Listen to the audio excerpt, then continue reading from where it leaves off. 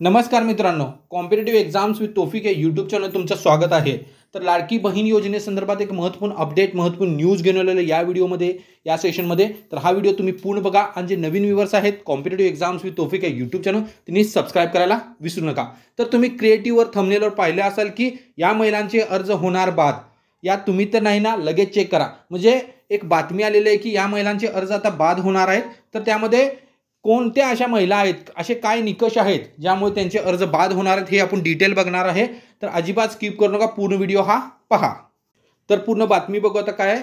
लाडक्या बहिणींनी केलेल्या आपल्या अर्जांची राज्य सरकारकडून पुन्हा पडताळणी होणार असल्याची बातमी समोर आली आहे. या अर्ज पडताळणीच्या अंती केवळ पात्र महिलांनाच लाडकी बहीण योजनेचे पैसे मिळणार असून अपात्र महिलांचे अर्ज बाद करण्यात येणार आहेत. लाडकी बहीण योजनेमुळे राज्य सरकारच्या तिजोरीवर वर्षाला कोट्यवधी रुपयांचा बोजा पडत आहे. त्यामुळे अपात्र महिलांची नावे या योजनेतून वगळण्यात येणार असल्याचे बोलले जात आहेत. म्हणजे राज्य सरकारकडून अर्जांची पुन्हा पडताळणी होणार आहे अशी बातमी आहे.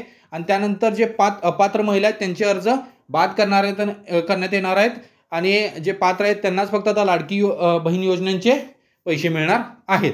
तर ते जे निकष आहेत ते काय आहेत हेही बघून घेऊ. आता जे निकष आहेत तुम्ही पाहू शकता. ज्या कुटुंबाचे वार्षिक उत्पन्न हे 2.5 लाखांपेक्षा जास्त आहे अशा लाडक्या बहिणींना यापुढे लाडकी बहीण योजनेचा लाभ मिळणार नाही आहे.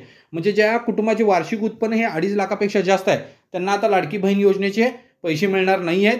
तर तसेच ज्या महिला कर भरतात त्यांनाही या योजनेचा लाभ मिळणार नाही. म्हणजे ज्या महिला ह्या कर भरतात त्यांनाही या योजनेचा लाभ मिळणार नाही आहे.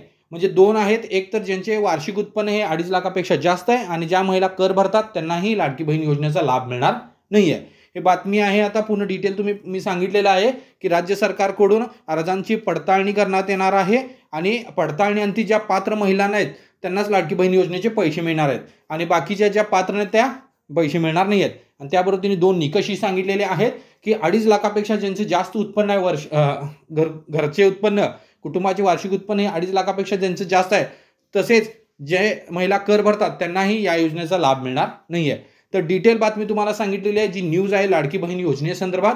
तर thank you for watching my video. Please like, comment and subscribe.